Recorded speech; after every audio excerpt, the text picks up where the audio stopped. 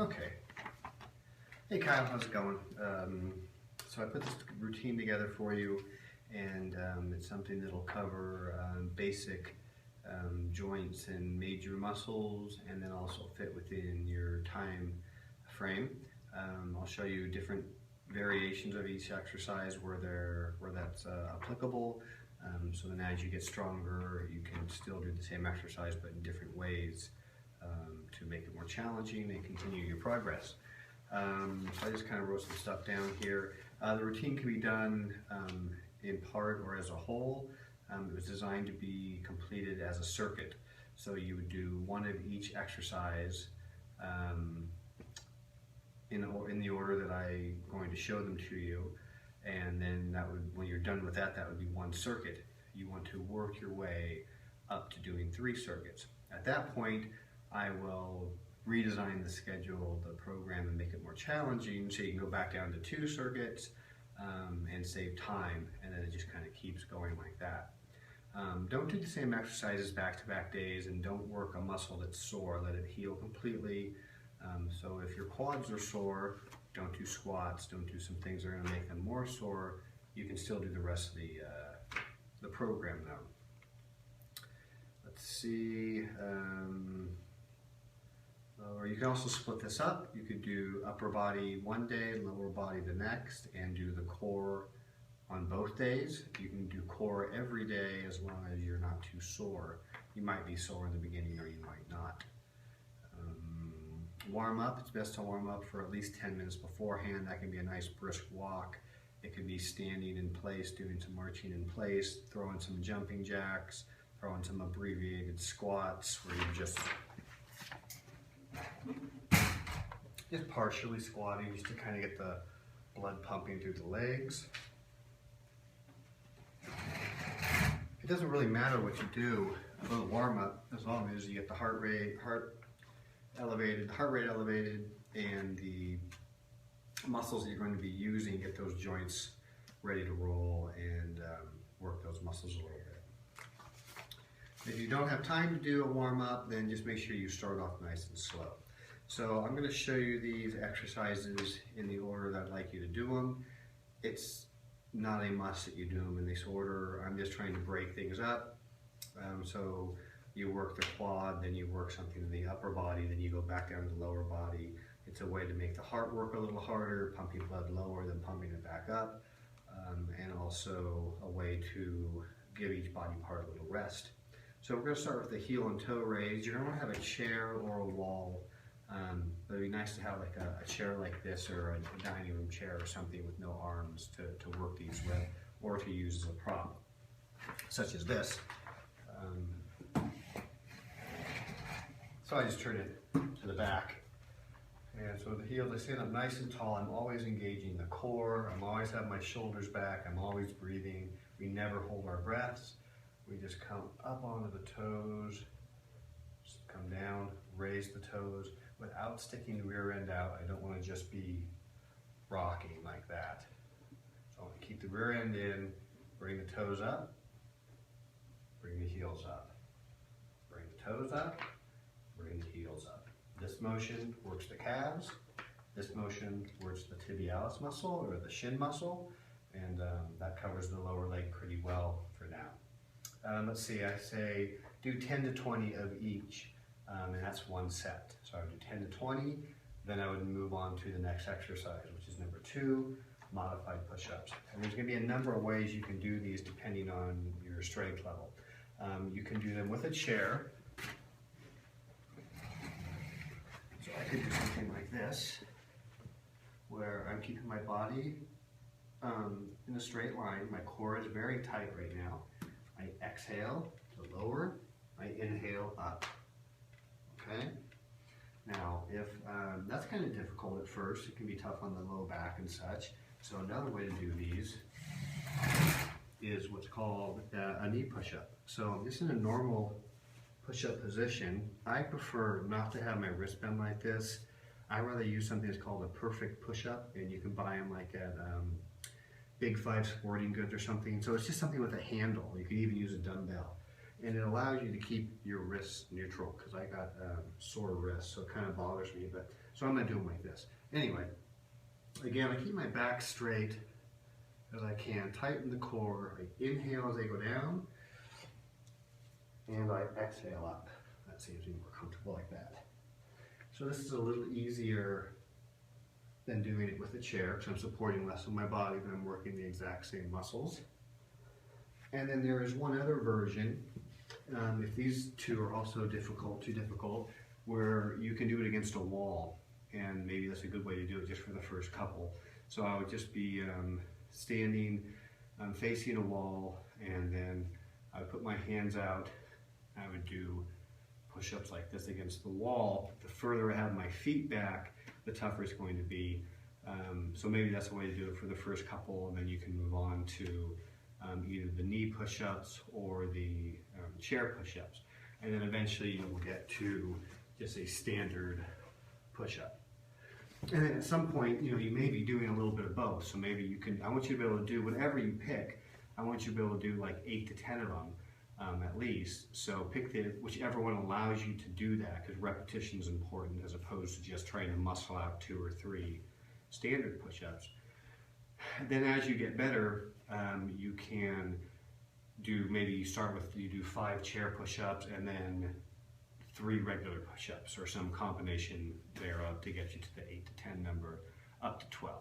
Okay, so the push-ups are next. So again, you inhale as you go down, you exhale as you go up, keeping the core tight. So all these are your core muscles, your stomach muscles. Engage those while breathing. Okay, don't hold your breath.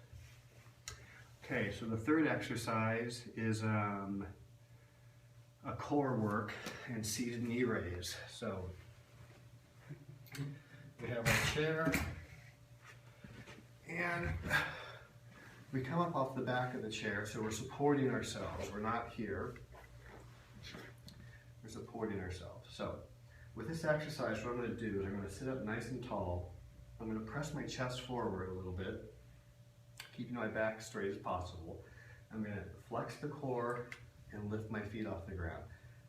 You can see they're off the ground. Now, they only have to be off the ground a half of an inch, doesn't matter. Off the ground is off the ground. This makes me engage my core muscles, and I stay here and breathe. Now, if I'm leaning back, that's going to put pressure on my low back. So if you're having to do that, then what you want to do is scoot your rear end back and then start the exercise again. Now for me, if I'm back this far, that's really easy. I can easily do that. So I'm going to scoot forward a little bit, and as I scoot forward, physics demands that this becomes more difficult. So you can see I started to lean back a little bit. I'm going to press that chest forward and breathe.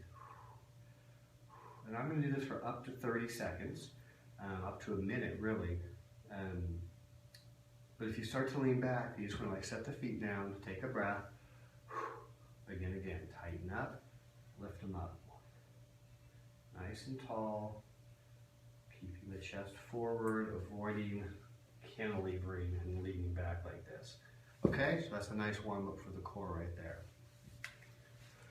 And we're going to go back up to the lower body, back up to the lower body. Do you like that? For chair squats. So again, I'm going to be off the back of the chair. I'm going to sit nice and tall. I'm going to press the chest forward. I'm going to have my weight on the back of my feet more so than on my toes. So towards the heels here. I inhale, I exhale up.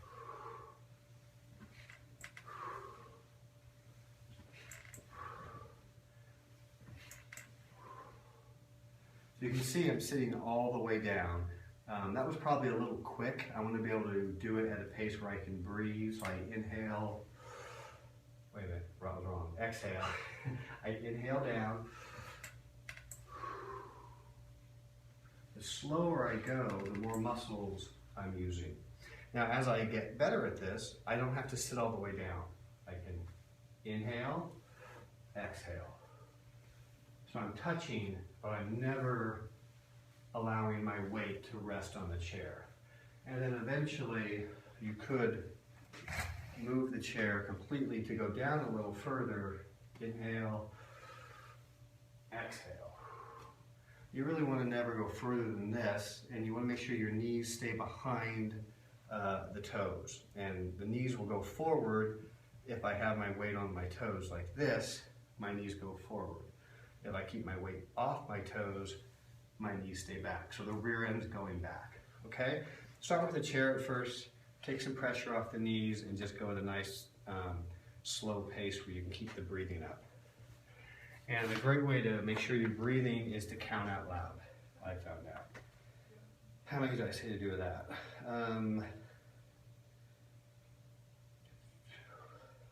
Chair squats. So 8 to 15 of those, okay? Then we're gonna go back down to the upper body. Now we're gonna switch to the upper body and I'm gonna do rows. Now one of the things I suggest you get is a band like this, okay? And for rows, I can simply hook this under my feet, go ahead and grab some extra band here, sit up nice and tall, my palms are facing down, I'm rowing a boat, so I have oars in my hand. I inhale, I lean forward a little bit with a straight back, exhale, I pull back, bringing the shoulders back. The shoulders come back first, then the hands come back. Now, this is a range of motion strength exercise also, so while the resistance is good to have, it's not completely necessary. I can do the same thing where I'm in this position, and now I'm just bringing the shoulders back and pinching the shoulder blades. You can see I'm not even really moving my arms. I can, but it's really a secondary movement for the biceps and triceps. Really what we're trying to do is work the scapular muscles. So I'm just pinching my shoulder blades together, just like that. It's a little more fun with the band. You get some resistance where I would be kind of really rowing the boat. But either way, you're still working those muscles. In the beginning, it might be plenty just to get that range of motion going where you're bringing the shoulders back. You can get those bands, like I said, I think at Big 5 or something like that. And 10 to 15 of those is good. And that's going to work your upper back, and that'll be plenty for that. That combined with the push-ups, that also works upper back. The push-ups are also going to work your chest muscles and your triceps, so you're kind of covering a lot of big major muscle groups with those two exercises, which I think is pretty efficient. So we went to the rows, so we're at number 6, delayed marching. So we're going to go back to a core work. This can also be used to increase cardiovascular, and it's good for balance. So we stand up nice and tall. Again, I have my prop here, my chair, just to be a little bit safe. And we're going to bring the knee up to waist height, and then just switch. I just have my finger on the chair. I want to be able to go nice and slow here, and I want to keep my posture tall. I want to keep the core engaged. Because the muscles we're using are the hip flexors and the lower abdomen in order to bring this knee up to do this. And I really want to focus on staying tall and control, tighten the core like there's a post going right through you. So you can stay on each foot for up to 3 seconds, you know. 1, 2, 3. 1, 2, 3. The core is tight. I'm off my heel. I'm not off my heel, but I'm not leaning back on my heel. I want my toes doing some work. 1, 2, 3. 1, 2, 3. Okay? So keep the core tight the entire time. Keep it engaged. Keep the shoulders back, and just a nice controlled delay. And I say to do some sort of party going on over there. Marching. So I say to do that for 30 seconds with a 3-second delay. So 1, 2, 3. So that'd be 10. You know, you can go up to a minute as you get better with this. 10 on each side. And if you can't hold it 3 seconds, then you hold it 2 seconds or 1 second. The idea is to engage the core, control your body position, and now we're going to burn more calories by using more muscles, okay? And we're also going to get stronger this way. working our ankle muscles, our lower legs, the whole bit. Okay? If you need to hold on for a little bit, then do that. I mean, one finger makes it so much easier. Be safe. That's 6, so 7, abbreviated lunges. So again, we're going to use, we already did the squats, now we're going to do the lunges for our hamstrings and a little bit different range of motion. So again, I have my prop. We can turn it this way, or maybe we'll want it this way. Not sure. We stand up nice and tall. We're going to take a big step forward and then go straight down. Okay? Now that's a full lunge right there where my knee touches the ground. I don't suggest doing that right away. It's just a good way to kind of hurt the hamstring and the quad a little bit.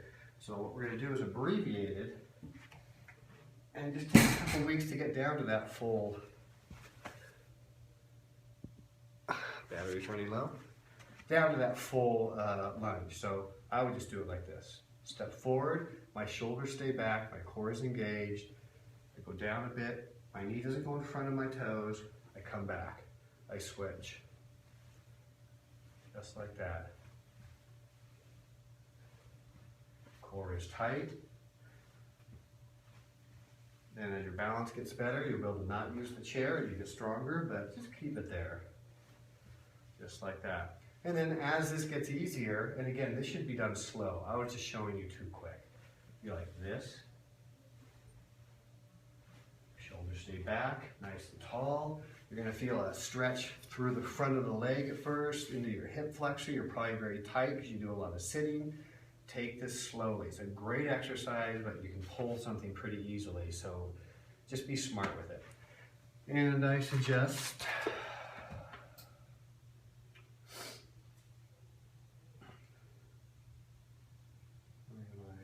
long day, sorry. 5 to 12 of these with each leg, 5 to 12. Take this one really slow. Number 8, seated rotations. This is an exercise that I have our residents do that at first seemed kind of silly for me, but honestly, it has probably strengthened my core more than any other workout I've done because I'm consistent with it. Number one, it's easy to do, and it just seems to be a really good oblique workout. It's really helped my golf game, actually, and that was completely accidental, but it also has helped my lower back. So, nice and tall. I'm off the back of the chair here. I sit up tall, shoulders are back. My elbows are the same height as my shoulder, excuse me. Inhale. Exhale, rotate the shoulders around, letting the head follow. Inhale to the middle, exhale, inhale to the middle, exhale. Okay, let me show you from the side. Okay, nice and tall. Hands come up, inhale, exhale, inhale to the middle, exhale to the other side. And when you first start off, don't go too far. Just kind of do a little bit of a range of motion check. And then as you warm up, you can start to, again, slow. Rotate further. Let the head follow, look behind you. See what's going on back there. That's my big class joke. So, well, let's see, seated rotations, I didn't say how many to do of those.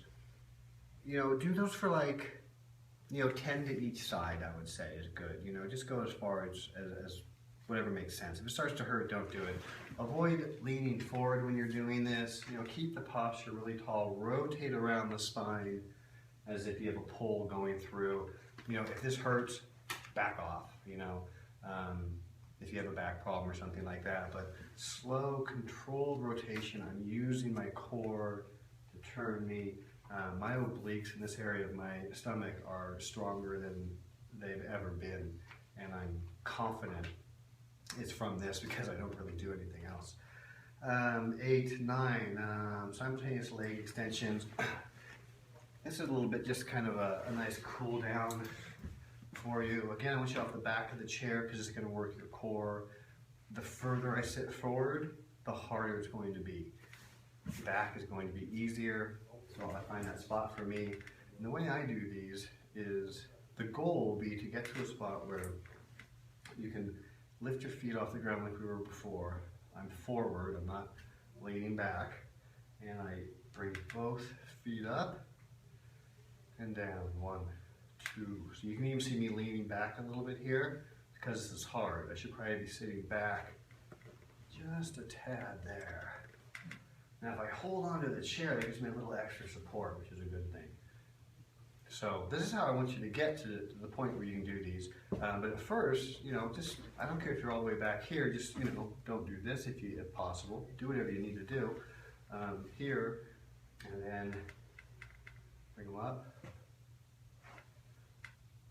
And really kind of flex them and bring the toes back at that top and stretch those hamstrings out a little bit. Nice and tall, keep the core engaged. This is difficult. This is harder than you think. If it's too difficult, then scoot forward on the chair and do one leg at a time. And the first couple times you do these exercises, they're going to be more difficult and cumbersome than they will shortly after. You'll develop a little muscle memory and it'll be much easier. So again, nice and tall, feet come up. If I hold on, that's a little easier. Good. Now when you're done, do a little cool down, maybe do some stretching with the neck. Look up some stretches online that you're going to do. You know, I like to do a little shoulder stretch.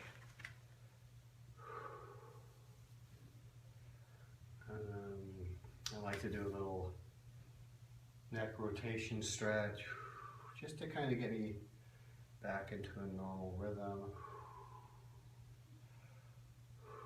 like that. Really think it's important to do hamstring stretches where we scoot forward on the chair, one leg straightens out, and we lean forward, stretching from behind the knee up to the hamstring here. So I think that'll get you started. And if you have any questions on any of these, give me a call. If you want to come in, we can do the routine together so we can make sure your form's good. Go slow, enjoy it, and just be consistent. If you're consistent with this, it'll pay off. If this is too easy for you or too difficult, let me know. We'll make some modifications, okay? Good luck, and I will talk to you soon on this. See ya.